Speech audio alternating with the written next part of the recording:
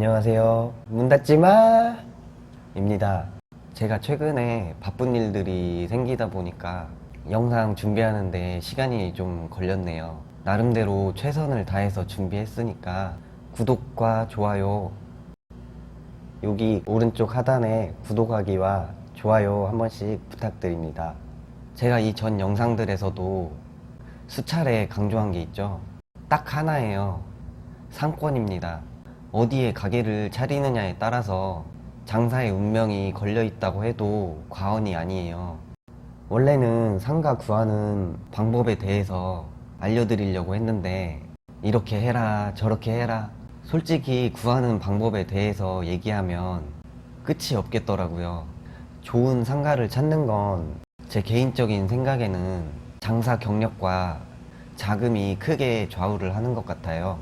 돈 있으면 당연히 비싸고 좋은 상권 들어가면 되겠죠. 하지만 대부분의 창업자들은 돈이 제한적이죠. 우리 가족 처자식 먹여 살려야 하는데 전 재산을 다 걸 수는 없겠죠.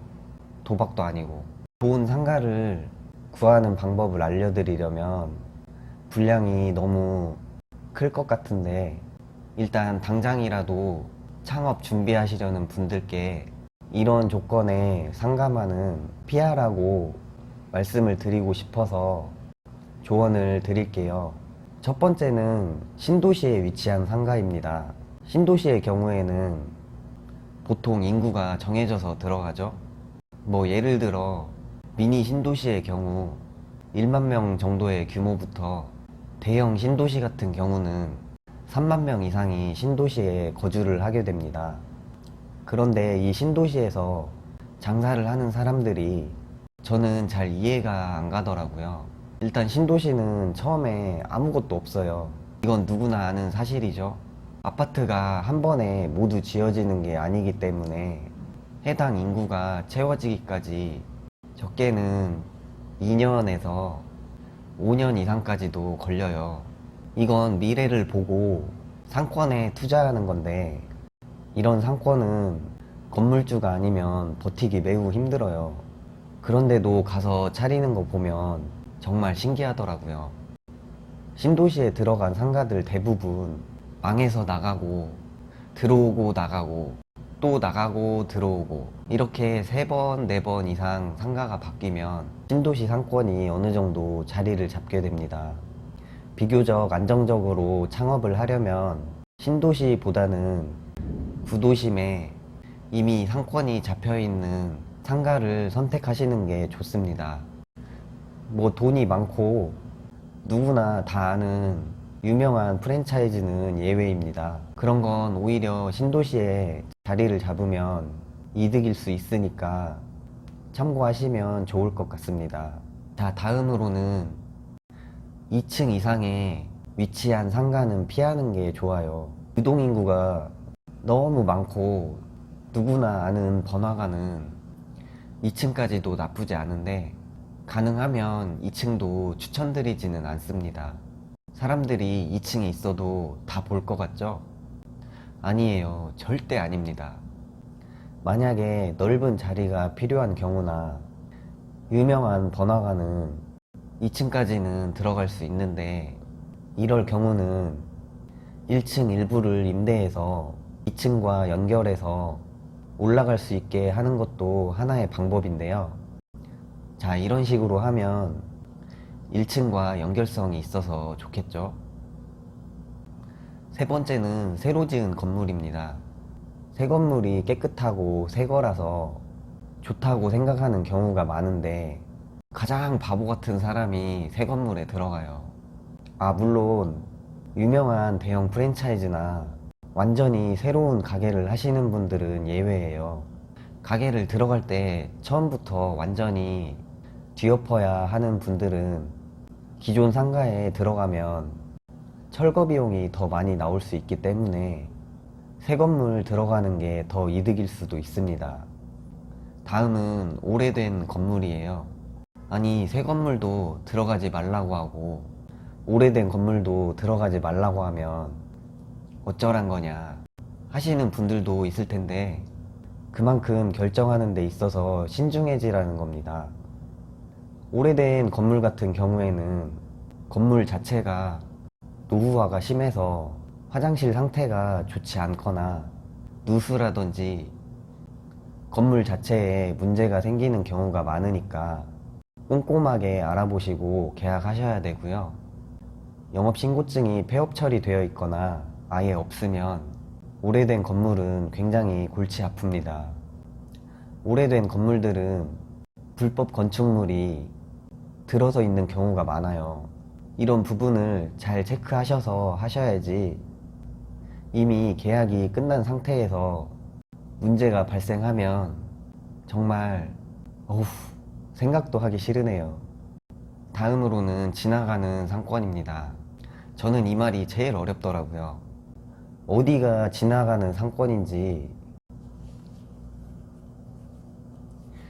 눈을 씻고 찾아봐도 저는 구분을 못 하겠더라고요. 지나가는 상권은 쉽게 말하면 유동인구가 많은데도 불구하고 소비가 이루어지지 않는 상권을 말하는 건데, 이런 상권에서 저도 장사를 했었어요. 결과는 네, 쫄딱 망했습니다. 하지만 제 주변 상가들 중에서도 잘 되는 곳이 있었어요. 결론적으로 얘기하면 지나가는 상권이라도 아이템이 좋으면 먹힐 수 있다는 거예요. 지나가는 상권 알아내는 방법은 일반 사람들이 알아내기는 쉽지 않아요.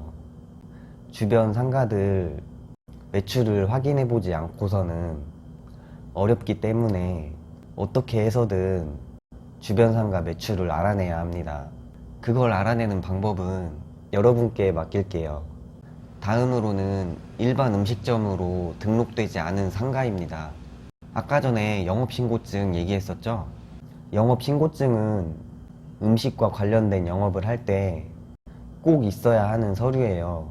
이거 없으면 사업자 등록증 자체가 안 나옵니다. 이 영업신고증 받는 조건이 굉장히 까다로워요. 영업신고증 받아보신 분들은 아실 거예요. 영업신고증을 영업권이라고도 하는데, 가능하면 이 영업권이 있는 가게를 얻는 게 오픈 준비도 빠르게 할 수 있고 창업하는 절차도 간단해집니다. 가게 알아보시거나 계약 전에 항상 이걸 제일 먼저 알아보셔야 하니까 잊지 마세요. 다음은 가게가 자주 바뀌는 상가입니다. 가게가 자주 바뀌는 상가가 많은 곳은 상권이 그만큼 좋지 못하다는 거예요. 제가 사는 지역에도 이런 곳이 있는데, 신도시고 사람이 주말에만 모이는 상권인데 월세도 굉장히 비싸다 보니까 유지가 굉장히 힘듭니다. 이런 곳은 가능하면 피하시는 게 좋고요. 또 주변에 공실이 많은 상가도 가능하면 피해서 하는 게 좋습니다. 공실이 많은 곳은 사람 자체가 모이지 않는 곳이기 때문에 정말 경험이 많은 사람 아니면 권해드리고 싶지는 않아요. 다음으로는 전면이 좁은 상가입니다. 보통 신축 건물들이 전면이 좁고 안으로 길게 들어가 있는 경우가 많아요. 전면이 좁으면 가게도 작아 보이고 모르는 사람이 가게 방문할 때 찾기도 어려워요. 상가 찾을 때 건물들 잘 찾아보면 전면이 넓은 곳들이 있어요. 이런 곳에 간판을 달았을 때 홍보 효과가 좋고 가게도 커 보이는 역할을 합니다. 다음은 관리비 많은 상가예요. 최근 약 10에서 15년 정도 사이에 지은 건물들은 관리비가 대부분 있어요. 공용 면적이라고 하죠. 요즘엔 건물 지을 때 복도가 있는 건물들이 많아요. 엘리베이터 이용료에 공용 수도 요금이나 전기 요금 등 관리비가 있는 건 계약 전에 잘 알려주지 않는 경우도 많으니까 꼭 확인하셔야 합니다. 특히 2층 이상의 넓은 매장에서 장사하는 경우에는 관리비도 만만치 않으니까 잘 고려해서 상가를 구하는 게 좋습니다. 마지막으로는 부동산이 추천해주는 상가입니다. 부동산 돌아다니면서 가게를 알아보면 한 번씩 유난히 이 물건 괜찮다고 추천하는 곳이 있어요. 이런 곳은 부동산 업자가 건물주에게 상가가 나가면 뭔가를 받기로 했다던가 아니면 더 높은 수수료를 받기로 했기 때문에 추천하는 거니까 절대로 남의 말 믿으시면 안 됩니다. 내가 운영하고 장사할 가게잖아요. 지금까지 제가 상가 구할 때 피했으면 하는 부분들에 대해서 말씀드렸고요. 결정은 항상 본인이 하는 거니까 신중하게 잘 고려하셔서 좋은 가게 구하셨으면 좋겠고요. 제가 생각나는 건 여기까지인데 상가 구할 때 피해야 하는 것들에 대해서 추가적으로 아시는 게 있으면 댓글로 서로 공유해 주시면 많은 분들에게 도움이 될 것 같아요. 오늘은 여기까지 할게요.